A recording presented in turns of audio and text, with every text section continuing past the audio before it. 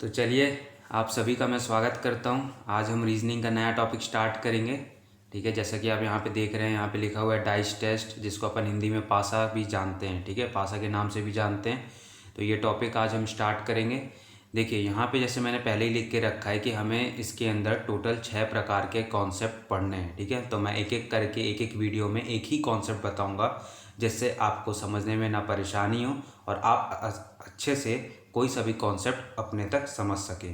ठीक है, तो इस वीडियो में मैं आपको कॉन्सेप्ट नंबर 1 बताऊंगा। जैसा कि आप देख रहे होंगे कि कॉन्सेप्ट नंबर 1 हमारा डेफिनेशन है, जिसके अंदर हमको 2 डेफिनेशन पढ़ने हैं। पहला है साधारण पासा, जिसको अपन इंग्लिश में जनरल डाइस भी कहते हैं, और जो दूसरा है वो है स्टैंडर्ड पासा, जिसको अपन हिंदी में मानक पासा के नाम से भी जानते हैं।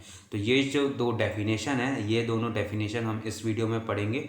साथ ही मैं आपको ये भी बताऊंगा कि हमारे जो कॉम्पिटिटिव एग्ज़ाम जो होते हैं, उसमें किस प्रकार के क्वेश्चंस ये कॉन्सेप्ट से हमको देखने को मिलते हैं। तो चलिए स्टार्ट करते हैं। पहले हम पढ़ेंगे जनरल डाइस, ठीक है, जिसको अपन हिंदी में कहते हैं साधारण पासा। ठीक है, अब पहले ये जो डेफिनेशन है उसको आप पढ़ने से पहले आप एक चीज़ इमेजिन कर लीजिए। आप सभी ने लूडो खेला है। लूडो में जो हमको पासा मिलता है, वो पासा को आप इमेजिन करिए और बस इतना याद रखिए कि उसमें 6 फेस होते हैं। आप पासा देखते होंगे तो उसमें आपको 6 फेस दिखाई देते हैं। अब बस वो जो पासा हमको दिखाई देता है, उसके 6 फेस को हमको इमेजिन करना है।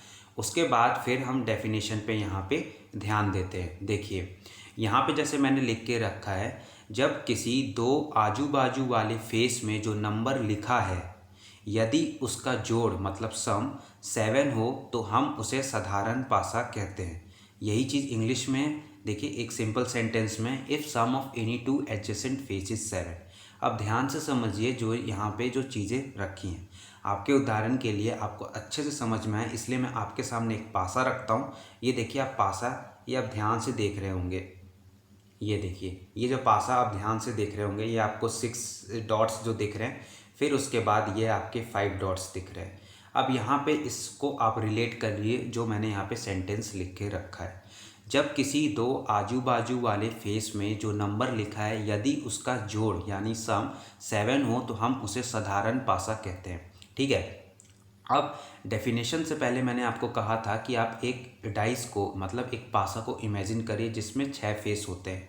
अब ये जो देखिए, ये जो पासा आपको दिख रहा है, सपोज करिए कि जिसमें आपको ये 6 डॉट्स जो दिख रहे हैं, ये पासा, ये वाला जो फेस है, मतलब ये वाला जो फेस है, ये वाला फेस, और जस्ट इसके बाजू वाला फेस मतलब कि ये वाला फेस जिसमें आपको ये 3 डॉट्स दिख रहे हैं।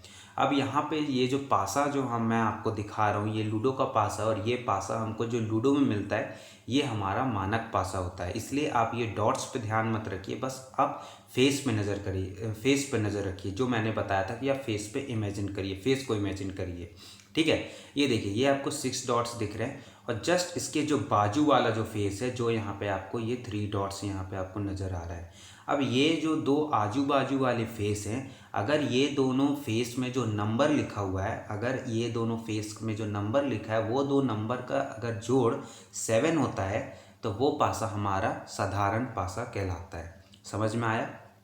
दूसरा एग्जाम्पल देखते हैं। सपोज करिए, ये देखिए, ये आपको ये 2 डॉट्स वाला आपको ये दिख रहा है, ये फेस दिख रहा है। ठीक है, अब इसके बाद ये जस्ट इसके बाजू वाला फेस जहाँ पे आपको 1 डॉट दिख रहा है, ये जो 2 फेस मैंने बताए, जो 2 आजू बाजू वाले फेस है, मतलब कि 2 जो एडजेसेंट फेस है, इसमें जो नंबर लिखा है, यदि इसका जोड़ मतलब सम 7 होता है, तो इस पासे को हम कहते हैं साधारण पासा। ये पासा हमारा साधारण पासा कहलाता है। मतलब कि 2 आजू बाजू वाले फेस में जो नंबर लिखा है, यदि ये नंबर को हम जोड़ते हैं तो और सम 7 आता है, जोड़ 7 आता है, तो हम समझ जाएंगे कि जो हमारा जो पासा है वो हमारा जनरल पासा है, जनरल डाइस है। ठीक है, अब तो बस इससे डेफिनेशन ही पढ़ना था। लेकिन अब मैं एक इम्पॉर्टेंट चीज़ बता दूं कि जो हमारे क्वेश्चंस आते हैं एग्ज़ाम में, वो हमसे साधारण पासा से पूछता है, मतलब साधारण नहीं, मानक पासा से पूछता है। मतलब कि आपको क्वेश्चंस हैं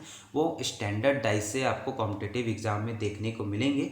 लेकिन हमारे इन्फॉर्मेशन के लिए, हमारे जानकारी के लिए हमको जनरल डाइस मतलब कि साधारण पासा का भी डेफिनेशन आना चाहिए, क्योंकि बाय चांस अगर आपसे डायरेक्ट डेफिनेशन पूछ दे तो आप बहुत आसान तरीके से बता दीजिएगा कि आखिर जनरल डाइस होता क्या है। तो चलिए जो अब हमारा कॉम्पिटिटिव में जो आता है, कॉम्पिटिटिव एग्जाम में जो आता है डेफिनेशन, वो अब हम पढ़ते हैं, मतलब कि स्टैंडर्ड डाइस पढ़ते हैं। ये देखिए स्टैंडर्ड डाइस।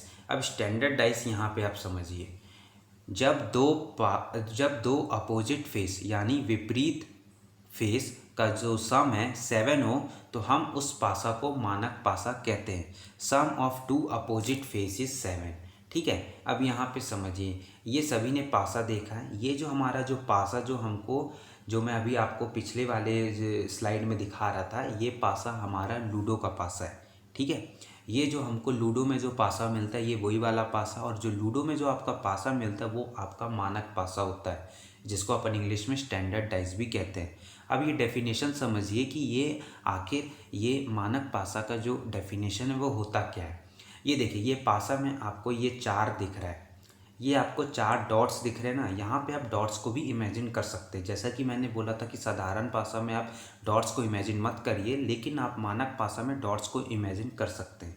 ये 4 डॉट्स आपको दिख रहे हैं। अब यहाँ पे जो बात हुई है वो अपोजिट फेस की हुई है, एक विपरीत फेस की हुई है। वहाँ पे साधारण पासा में आपके आजू बाजू वाले फेस की बात हो रही थी, यहाँ पे विपरीत की बात हुई है। मतलब कि जो 4 जो डॉट दिख रहे हैं आपको, ये वाला जो फेस है, इसके जस्ट अपोजिट फेस, मतलब जस्ट इसके पीछे वाला फेस जो कि ये हुआ, ये देखिए 3 आपको दिख रहा है, 3 दिख रहा है आपको, 3 डॉट्स दिख रहे हैं। अब डेफिनेशन हमारा कहता है, अगर दो अपोजिट फेस यानी विपरीत फेस में जो नंबर लिखा है, अगर उसका सम 7 होता है, तो वो पासा हमारा मानक पासा कहलाता है। तो समझ गए। तो ये आपको 4 दिख रहा था, 4 और जस्ट इसके पीछे वाला जो फेस है जहाँ पे 3 डॉट्स आपको दिख रहे हैं, तो 4 + 3 क्या हो गया, 7। मतलब कि दो अपोजिट नंबर का सम 7 हो गया। तो ये पासा कौन सा पासा कहलाया, मानक पासा कहलाया, स्टैंडर्ड डाइस हम इसे कहते हैं। तो क्वेश्चन जो कॉम्पिटिटिव एग्जाम में आते हैं वो आपको जनरली स्टैंडर्ड डाइस से ही देखने को मिलेंगे, क्योंकि साधारण पासा यानी जनरल डाइस से आपको बहुत कम क्वेश्चन या फिर ना के बराबर क्वेश्चंस आते हैं। इसलिए जो कॉम्पिटिटिव में आपसे डायरेक्ट पूछ सकता है, आपको एक क्वेश्चन दे देगा और जो बता देगा कि ये आपका स्टैंडर्ड डाइस है यानी मानक पासा है, और आपसे किसी नंबर का अपोजिट पूछ लेगा। तो चलिए इसी में मैं आपको एक एग्जाम्पल कराता हूँ, जिससे आपकी जो चीज़ें हैं, जितने भी डाउट्स हैं, वो एक क्वेश्चन के थ्रू, आपके एक एग्जाम्पल के थ्रू वो क्लियर हो जाए। तो चलिए, which number is opposite 4 in a standard dice given below. ठीक है, यहाँ पे हमको एक क्वेश्चन दिया है, आपको 3 डाइस आपको एक डाइस दिख रहा है जिसमें आपको 3 नंबर दिख रहे हैं 1 4 5। ये आपको एक डाइस गिवन है और आपसे क्वेश्चन में कह रहा है कि ये अब 4 का अपोजिट क्या होगा, और ये जो पासा आपका है वो स्टैंडर्ड डाइस है। ठीक है, मतलब कि which number is opposite 4 in a standard dice given below. ठीक है, तो हमसे 4 का अपोजिट पूछ रहा है, और साथ ही हमको क्वेश्चन में ये भी दिया है कि ये जो हमारा जो डाइस ये क्वेश्चन में जो दिख रहा है, ये हमारा स्टैंडर्ड डाइस है। अब स्टैंडर्ड डाइस का जो डेफिनेशन हमने पढ़ा है हम, कि दो अपोजिट फेस का मतलब कि दो विपरीत फेस में जो नंबर लिखा है, अगर उसका जोड़ 7 होता है तो वो पासा हमारा मानक पासा कहलाता है। ठीक है, तब हमसे पूछ रहा है 4 का अपोजिट। ठीक है, अब 4 का अपोजिट पूछ रहा है। अब आपको ये भी पता है कि 4 का अपोजिट क्या होगा, जिससे आपका जो जोड़ है यानी मतलब सम है वो 7 हो जाए। तो आप बता देंगे बहुत ईजिली कि 4 + 3 = 7, इसलिए यहाँ पे 4 का अपोजिट 3 होना चाहिए, इसलिए ऑप्शन बी ये करेक्ट है।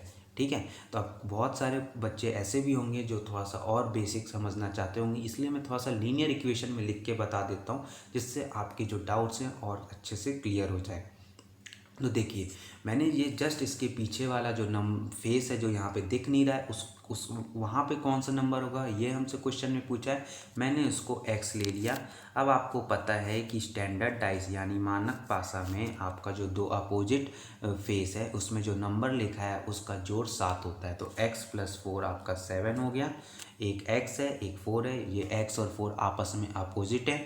अब इस लीनियर इक्वेशन से बहुत आसानी से निकाल लीजिएगा कि x का जो वैल्यू है वो 3 आएगा, इसलिए ऑप्शन बी करेक्ट होगा। ठीक है, तो मैंने इस वीडियो में आपको पहला जो कॉन्सेप्ट है हमारा पासा टॉपिक में वो पूरा समझा दिया है।